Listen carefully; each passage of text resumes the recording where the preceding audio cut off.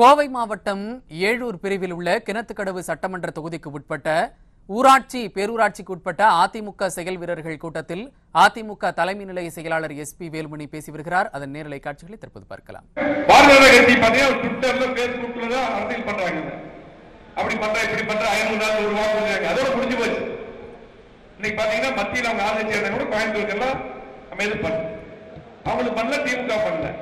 ஆனால் என்ன ஏமாத்துறாங்க மக்கள்கிட்ட போய் நாங்க அதை பண்ணுவோம் இதை பண்ணுவோம் சொல்லி ஏமாத்து மக்கள் நம்பினாங்க.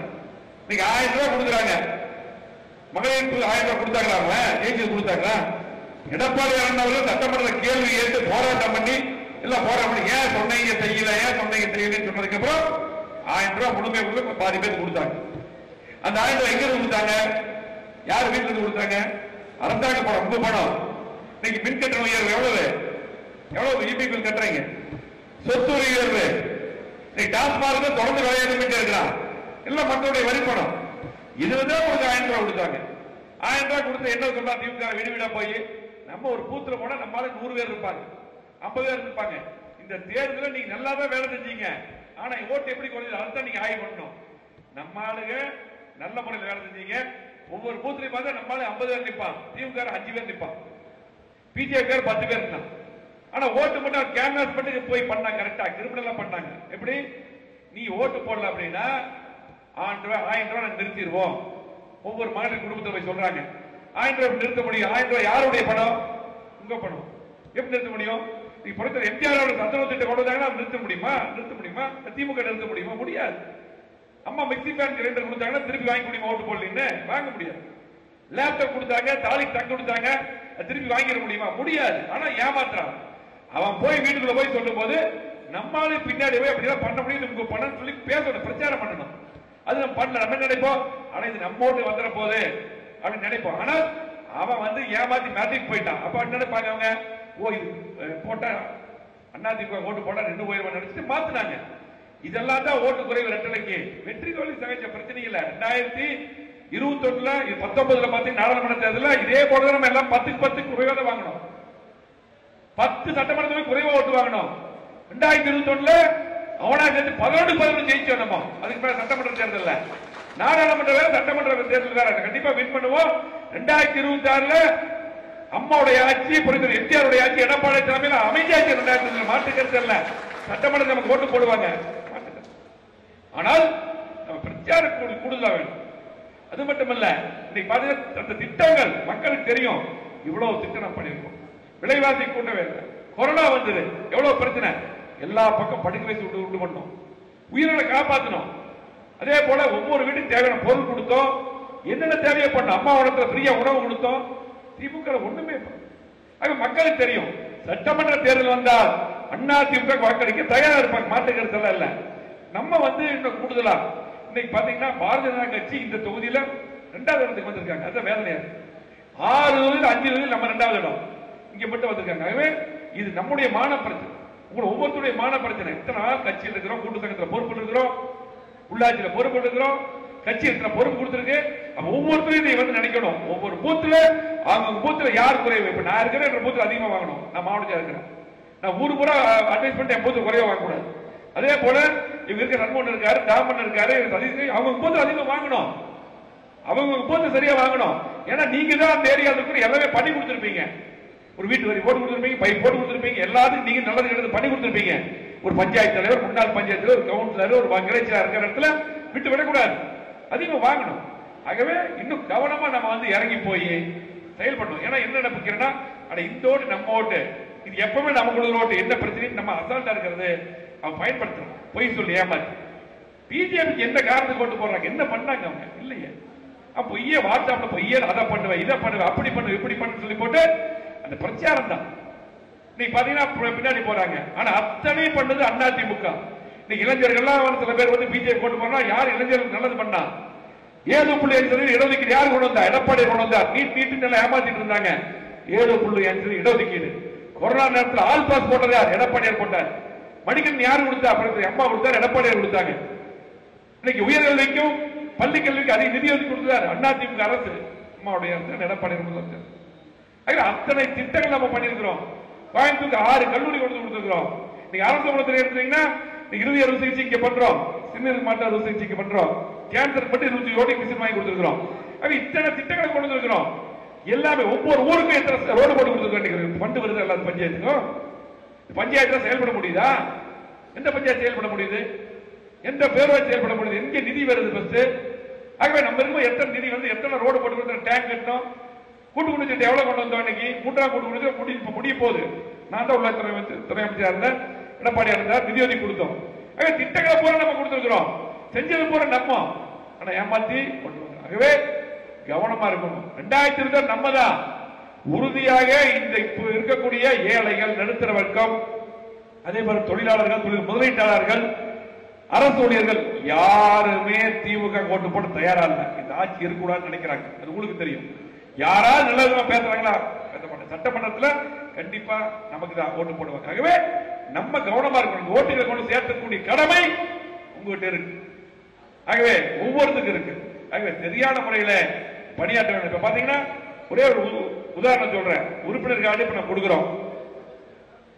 நீங்க உறுப்பினர் கார்டுக்கு ஃபார்ம் எழுதி கொடுத்துருக்கீங்க இல்லையா? செட்டிவாளை பேரூராட்சியில நீங்க உறுப்பினர் கார்டுக்கு ஃபார்ம் ஃபில் பண்ணி கொடுத்துருக்கீங்களா? கார்டு கொடுக்க போறோம் இல்ல? செட்டிவாளை பேரூராட்சியில நீங்க மொத்த உறுப்பினர் இத்தனை பேர் உறுப்பினர் இருக்கான்னு கொடுத்துருக்கீங்க. எவ்வளவு கொடுத்துருக்கீங்க? 2875 உறுப்பினர் கொடுத்துருக்கீங்க இல்லையா? ஃபார்ம் ஃபில் பண்ணி கொடுத்துருக்கீங்களா? பேரூராட்சியில் கொடுத்துருக்கீங்களா? இல்ல வாட்ஸ்அப்ல கொடுத்துருக்கீங்களா? 2875 உறுப்பினர் இருக்காங்க. ஆனா நீங்க வாங்கின ஓட்டு எவ்வளவு தெரியுமா? 1458 ஓட்டு வாங்கிருக்கீங்க. 1458 ஓட்டு வாங்கிருக்கீங்க. இது முழுது மட்டும் எல்லாருக்கும் இப்படிதான் இருக்கு.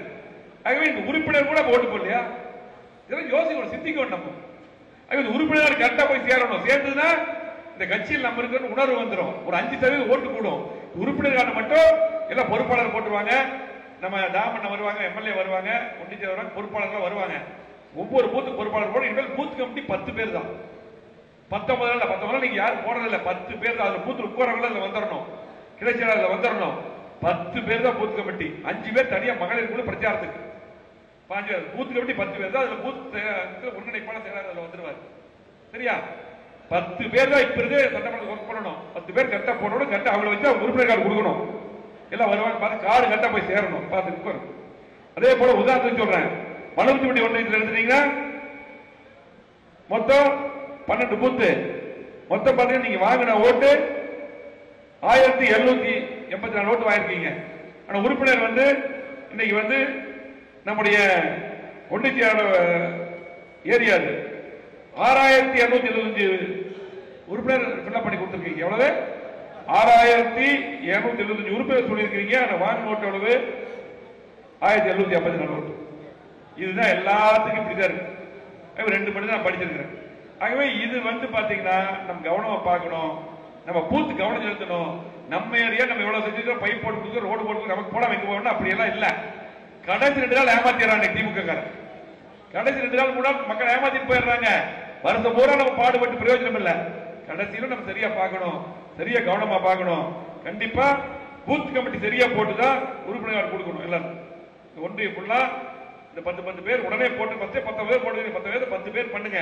கரெக்டா இருக்கணும். கன்மா இருக்கணும். நாங்களே செக் பண்ணுவோம். இப்ப எம்எல்ஏ ஒன்றிய செயலாளர் வருவாங்க, இந்த கமிட்டியில வருவாங்க, போட்டு செக் பண்ணணும். சரியா? இப்படி பாத்தீங்கன்னா எல்லாத்துக்கும் அப்படித்தான். ஒத்தகால பேர் வச்சு அப்படித்தான். உதாரணத்துக்கு அதுல இப்படித்தான் பாத்தீங்கன்னா 2000 ஓட்டு வாங்கிருக்கீங்க. 3475 உறுப்பினர் இருக்காங்க. ஆகவே இதெல்லாமே பாத்துங்க.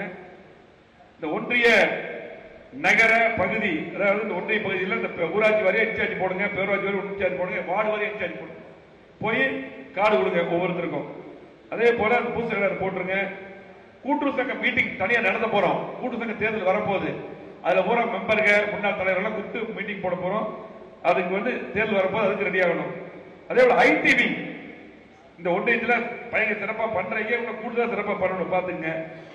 அதே போல நம்ம இதுக்கு முன்னா 2011, 16, 14, 19, 21, 24 எந்த தேர்தலில் என்னென்ன ஓட்டு வாங்கியிருக்க பூத்துல இப்ப ஏன் அவ்வளவு குறைஞ்சது நீங்க எல்லாம் ஆய்வு பண்ணுறீங்களே. ஒவ்வொரு பூத்திலையும் பாத்தீங்கன்னா அதிகமாக வாங்கியிருப்போம். ஒவ்வொரு தேர்தலையும் ஆய்வு பண்ணுங்க. அதே போல ஒன்றிய பேரூராட்சி வார்டு வாரியம் அடிக்கடி கூட்டம் போடணும். நமக்குள்ள பல பிரச்சனைகள் இருக்கும். அதாவது கலத்துல மூத்தவர் இருப்பாங்க, 77 கட்சிக்காரர் இருப்பாங்க, புதுசா வந்தவங்க இருப்பாங்க. ஒருங்கிணைந்து செயல்படுறதுக்கு ஃபர்ஸ்ட் கூட்டம் போடணும். வரும்போது கூட சொன்னாங்க, வரும்போது கூட தம்பி சொன்னாங்க, வரும்போது வந்து பிளக்ஸ் வச்சாங்க, ஒன்றியார் பணம் இல்லைன்னு சொன்னாங்க. தவறான முன்னுதாரணம் யாருன்னு தெரியல. வரும்போது சொன்னாங்க தவறான முன்னுதாரணம் யாரும் பண்ணாதீங்க. அது வந்து நம்ம கட்சிக்கு தான் அவமானது. யாரா இருந்தாலும் சரி. இன்னைக்கு இது எதுக்காக வச்சிருக்க கூட்டம்? பிளக்ஸ் போட்ட வச்சிருக்காங்க கூட்டம். ஒவ்வொருத்தரும் பூத்துல கம்மியா ஓட்டு வாங்கிருக்கீங்க. இதுக்காக ஆய்வு பண்றதுக்கு இந்த பஞ்சாயத்துக்காக நம்ம வரல. இன்னைக்கு வர்ற எதுக்கு வர்றோம்? வைக்கிறது தப்பு, அது யாரா இருந்தாலும் தப்பு. அதே போல வந்து பாத்தீங்கன்னா இன்றைக்கு அவங்க செலவு ஒண்ணு வைக்கிறீங்க, ஒண்ணு மாட்டுக்கிறது இல்ல, வைக்கிறது நல்ல விஷயம், முறையா போட்டிருக்கு யாரா மாட்டுக்கிறது. அது மட்டும் இல்ல, இன்னைக்கு நம்ம எவ்வளவு விக்கெட் இருக்கிறோம், எவ்வளவு முக்கியமான மீட்டிங் நான் வந்திருக்கிறேன். அப்ப இந்த நேரத்தில் இந்த குறை சொல்றது நமக்கு சங்கடமா இருக்குது வரும்போது. ஆகவே நீங்க ஒவ்வொருத்தரும் இன்னைக்கு பாத்தீங்கன்னா ஒரு சில பேர் தவிர எல்லாரும் பூத்துல இவ்வளவு குறைவா ஓட்டு வாங்கிருக்கிறோம். இது எப்படி சரி பண்ணணும்ன்றது தான் பார்க்கணும். இது அதிமுக கோட்டை. எப்பவுமே தலைவர் காலத்துல இருந்து அம்மா காலத்துல இருந்து இன்னைக்கு இதுவரையிலும் ரெட்டல அதிகமா ஓட்டு வாங்கிருக்கு. ஆகவே நம்முடைய மான பிரச்சனை. ஒவ்வொருத்தரும் பொறுப்பு பொறுப்புக்கு தகுந்த மாதிரி ஓட்டு வாங்கி ஆகணும். அதே போல கிளை செயலர் செயல்படாதவர்கள் யார் யார் சரியா இல்லையா அதை பூரா மாத்த போறோம். யார் நல்லா இருக்காங்களோ போடுங்க. அதே போல நிறைய பேர் இளைஞர்களுக்கு வாய்ப்பு கொடுங்க.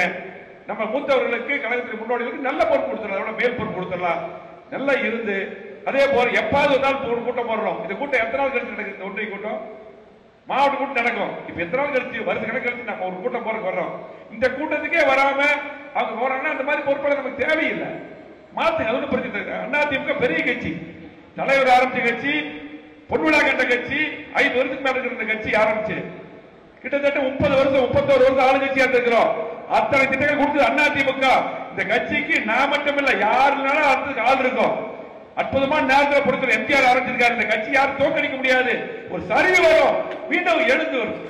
ஒரு சரிவு வந்து மிகப்பெரிய வெற்றி இந்த கட்சிக்கு இருக்குது. உங்களுக்கு தெரியும், உங்களுக்கு தெரியும். 89 கட்சி பிரிஞ்சா 90 மிகப்பெரிய வெற்றி, 96 மிக மோசமான தோல்வி உங்களுக்கு. அதுக்கு பின்னாடி 2001 வெற்றி.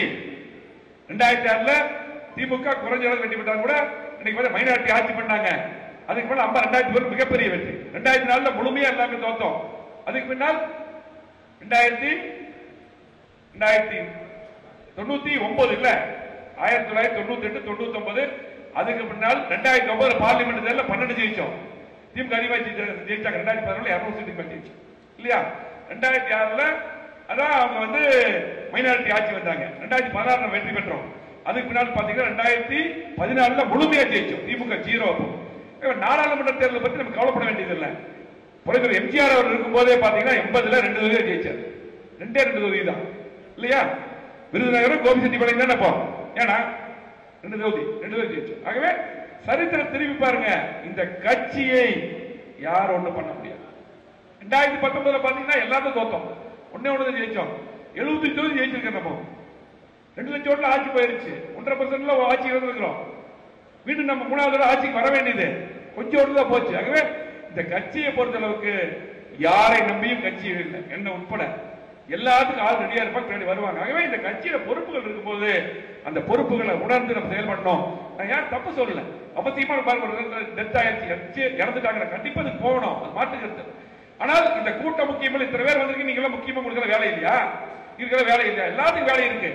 கட்சிக்காக உணர்வோட வந்திருக்கீங்க. நீங்க வராம இருக்கிறவங்க எப்படி ஏற்றி முடியும்? வராம யாராலும் கரெக்டா கேளுங்க, விளக்க கேளுங்க. இல்லாட்டி எடுத்துட்டு வேற ஆள் போடுங்க, வேற ஆள் போடுங்க. ஒண்ணு மாற்றுக்கிறது என்னன்னா மாத்தி போடுங்க. அதே போல ஆர்ப்பாட்டம் போராட்டம் என்று வந்து விட்டால் அதுக்கு எல்லாரும் வரணும். ஒரு கிளையில 9 பேர் இருக்கும், 9 பொறுப்பாளர் இருக்கிறீங்க. சார் பண்ணி இருக்கும், நிறைய பொறுப்பாளர் ஆயிருங்க. ஒரு ஆர்ப்பாட்டம்னா மக்களுக்காக ஆர்ப்பாட்டம் நடக்குது. எப்பதான் நடக்குது? ஒரு 4 மாசத்துக்கு நடக்கும். மக்களுக்கான ஒரு கரண்ட் பில் அதிகமாக போராட்டம், சொத்து வரி அதிகமான போராட்டம், கள்ளச்சாலை சாவுக்கு போராட்டம், இதுக்கெல்லாம் நம்ம வரணும். ஆகவே நம்ம வந்து கட்சி உணர்வோட செயல்படணும். உணர்வோட செயல்பட்டாலும் நீங்க ஆளுங்கட்சி ஆயிடுச்சு நிறைய பேர் வருவீங்க. அதே போல இன்னைக்கு எம்எல்ஏ மந்திரி எல்லாத்துலயும் வந்து நீங்க தான் முன்னாடி வந்து நிற்பீங்க. உங்களுக்கு தான் செய்வோம், உங்களுக்கு தான் ஊற வச்சு செய்வோம் இல்லையா? இன்னைக்கு எதற்காக போய் நிக்க முடியும்? ஒரு ஆபீஸ் போக முடியுமா? ஒரு பஞ்சாயத்து போக முடியுமா? எப்படி பண்றாங்களா திமுக? ஆகவே திரும்ப ஆட்சி வந்தா நமக்கு எல்லாமே மக்களுக்கு செய்ய முடியும், எல்லாமே செய்ய முடியும்.